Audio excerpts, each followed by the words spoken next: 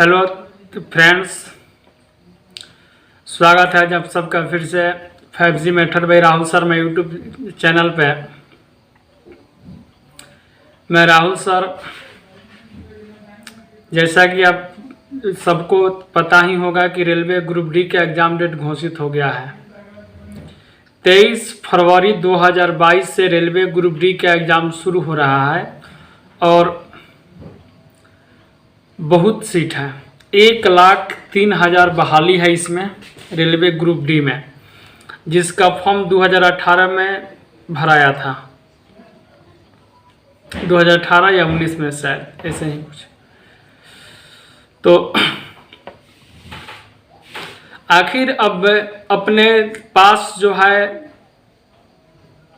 75 दिन का समय है और 75 दिनों में हमें कंप्लीट सिलेबस का रिवीजन भी कर लेना है। तो अब देखिए, कंपटीशन निकालने के लिए ज्ञानी होने की कोई ज़रूरत नहीं है। ज्ञानी होना एक अलग रास्ता है और कंपटीशन निकालना एक अलग रास्ता है। दोनों के जो रास्ते हैं वो अलग अलग हैं। तो सबसे पहले तो आप ये डिसाइड कर लें कि आपको आखिर करना क्या है, ज्ञानी बनना है कि कंपटीशन निकालना है। तो अगर आपको कंपटीशन निकालना है तो चैप्टर में, माने बहुत ऐसे चैप्टर नहीं, सभी चैप्टर में कुछ ऐसे टॉपिक होंगे जो आपको नहीं पढ़ने हैं, कुछ ही टॉपिक आपको पढ़ना है। तो अगर आपको एग्ज़ाम निकालना है तो सबसे पहले इसी प्रकार से आपको छांट करके पढ़ना होगा। बिना छांट के पढ़े हुए न तो सिलेबस 75 दिन में कंप्लीट हो सकती है और न ही आपका रिजल्ट हो सकती है। तो ज़्यादा ज्ञानवान के चक्कर में न रहें, ज़्यादा ज्ञानी न बने, कम ज्ञानी बने लेकिन सटीक बने। इतना ज्ञान आपके पास ज़रूर हो कि आप एग्ज़ाम निकाल सके। ठीक है, तो सबसे पहले तो आप इसके सिलेबस को समझेंगे कि जो रेलवे ग्रुप डी का एग्ज़ाम है आखिर उसका सिलेबस क्या है, परीक्षा का पैटर्न क्या है, कितने नंबर का एग्ज़ाम होगा और क्या ज़रूरी है इसमें पढ़ना। ठीक है, तो रेलवे जो ग्रुप डी है, ग्रुप डी,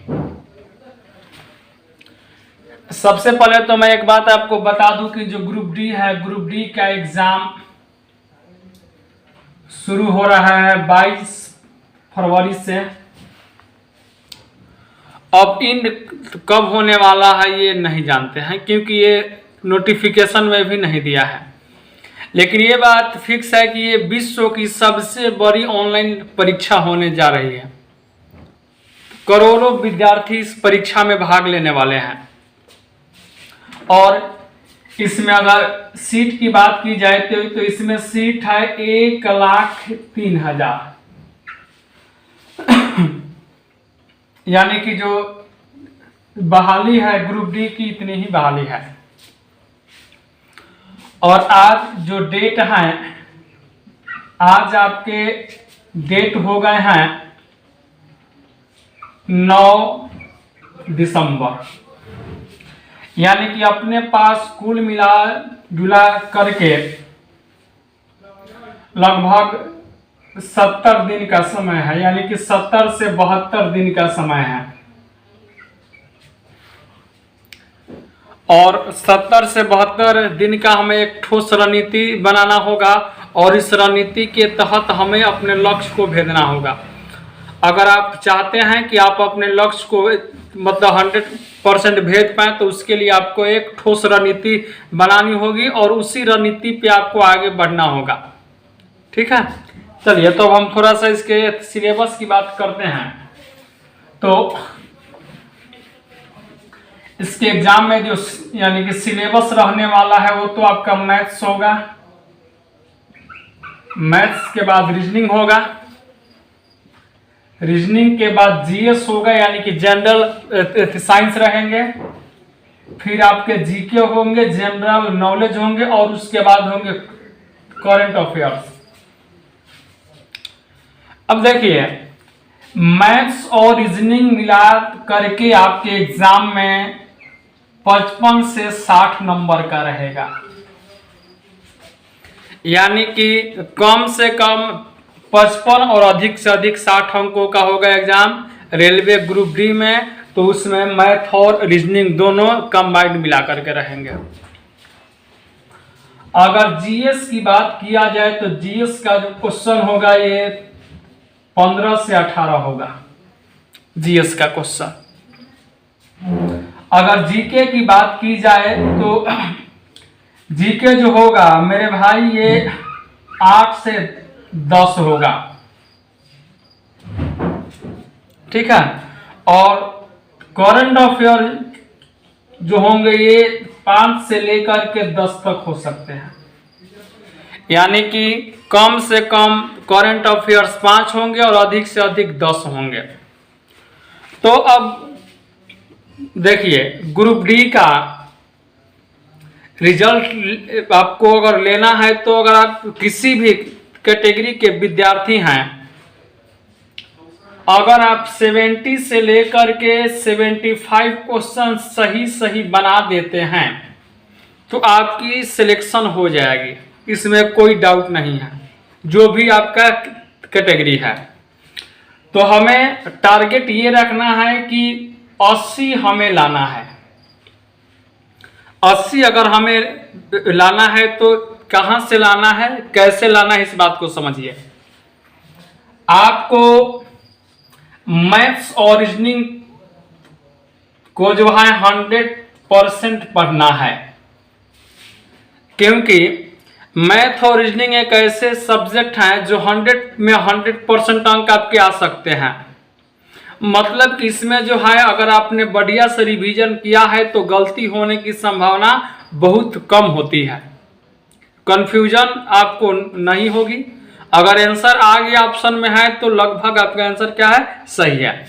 तो इसलिए आप सभी विद्यार्थियों से हम अपील करते हैं कि आप अच्छा से फोकस कीजिए किस पे, मैथ और रीजनिंग पे। यानी कि मैथ और रीजनिंग पे अगर आपने पकड़ बना लिया तो समझिए कि आपका 80% रिजल्ट होने का चांस बढ़ गया, ठीक है। अब आइए, अब इसके बाद आपका जीएस जो है 15 से 18 है। 15 से 18 में से 8 से 10 जीके ऐसे होंगे जो एकदम से यानी कि सिंपल होंगे। एकदम से सिंपल का मतलब है कि उसका जवाब सब विद्यार्थी देगा। 2-3 क्वेश्चन ऐसे होंगे जो अच्छा लेवल का क्वेश्चन होगा, और 2-3 क्वेश्चन ऐसे होंगे जो न्यूमेरिकल होंगे, ठीक है। तो ज्यादा न्यूमेरिकल के चक्कर में आप न रहें, सिंपली जीके जीएस आप अच्छा से पढ़ाई जो भी आप किए हैं उसको रिवीजन कर ले, आपका उसी से काम हो जाएगा। अगर आप जीएस में से 10 नंबर भी ला देते हैं और मैथ और रीजनिंग में से अगर आप 55 भी ला देते हैं तो 55 और 10वें कितने, यानी कि 65 होगा। अब इसके बाद देखिए, जीके का जो क्वेश्चन है 8 से 10 नंबर का है, जिसमें से 5 से 6 आप आसानी से बना देंगे, बहुत आसान वाला क्वेश्चन होगा, ओके। तो अगर आप इसमें से 5 भी बनाते हैं तो यानी कि 65 और 5 होगा 70, यानी कि अब यहां से जो है आपका रिजल्ट हो गया। अगर आप करंट अफेयर्स में से 2 से 3 क्वेश्चन भी अगर आप बना दिए ना तो आपका रिजल्ट 100% हो गया।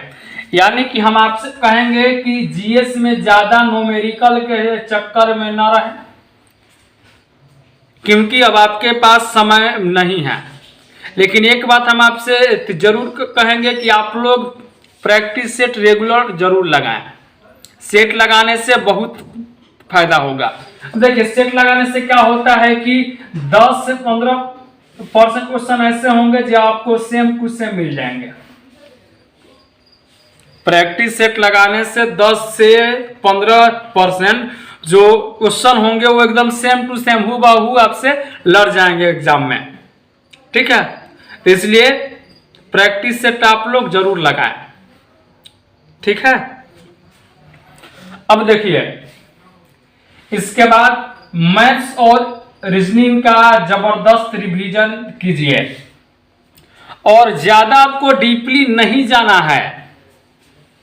किसी भी चैप्टर में आपको ज्यादा डीपली नहीं जाना है। बस अगर प्रत्येक चैप्टर का अगर आपको बेसिक ज्ञान है, बेसिक पे पकड़ है, तो आपका काम हो गया। ज्यादा डीपली जाएंगे आप फंस जाएंगे। ठीक है, मैथ्स में अंक गणित भी होगा, एडवांस भी होगा।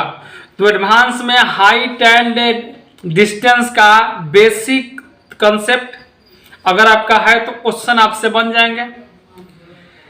त्रिकोणमिति का भी अगर बेसिक कंसेप्ट है तो आपसे बन जाएंगे। मेंसुरेशन का भी अगर बेसिक कुछ सूत्र वगैरह याद है, क्योंकि इसमें जो भी क्वेश्चन आएंगे सीधा आते हैं। अगर एडवांस मैथ का क्वेश्चन इसमें आ रहा है रेलवे ग्रुप डी में, तो एसएससी लेवल का भाई इसमें क्वेश्चन आता ही नहीं है। एडवांस का एकदम से बेसिक आएगा, सीधा क्वेश्चन होता है।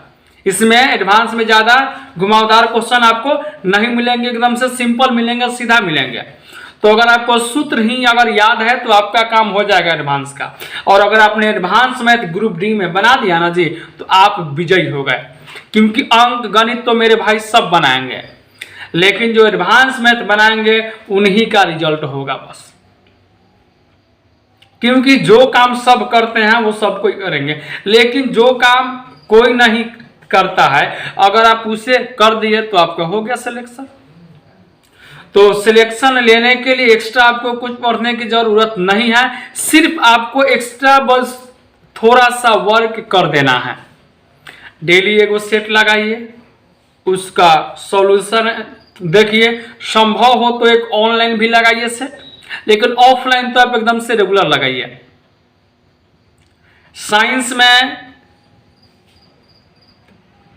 साइंस का जो भी क्वेश्चन आपको मिले उसको आप सिर्फ देखिए, रटिए।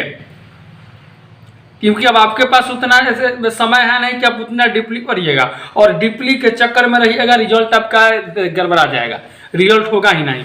अब आप जितना कुछ पढ़ाई कर लिया है उसको रिवीजन कीजिए, लेकिन सेट आप जरूर लगाइए। सेट लगाने से आप में निखार आएगी, आपकी स्पीड बढ़ेगी, क्वेश्चन पकड़ में आएगा कि आखिर किस टाइप से क्वेश्चन मेरे एग्जाम में आ रहे हैं, चाहे आ सकते हैं। ठीक है, मैथ्स रीजनिंग पे ज़्यादा फोकस, उसके बाद साइंस पे। साइंस में न्यूमेरिकल पे ज़्यादा ध्यान मत देना, न्यूमेरिकल के चक्कर में रहोगे रिजल्ट गड़बड़ा जाएगा। 2 नंबर के चक्कर में 10 नंबर मत गवाओ मेरे भाई। करंट अफेयर अगर हो पाता है तो कीजिए, नहीं तो मत कीजिए, कोई जरूरी नहीं है। 5-7 नंबर के चक्कर में अपना 60 नंबर मत गड़बड़ाइए। जिसका संख्या ज़्यादा है, जिसमें लग रहा है कि इसमें 100% मेरा स्कोर हो सकता है, उस पर ज़्यादा फोकस कीजिए। और मैथ और रीजनिंग एक ऐसा विषय है जिसमें 100 में 100 नंबर आ सकते हैं। यानी अगर 60 नंबर का एग्जाम है तो 60 में 60 आने की संभावना है। लेकिन आप करंट अफेयर लाख रट लो, अगर 8 क्वेश्चन आया तो 8 में 8 नहीं बनेगा, 8 में 5 भी नहीं बनेगा भाई। इसलिए जो ज्यादा अंकदायी नंबर है उस पर ज्यादा फोकस कीजिए।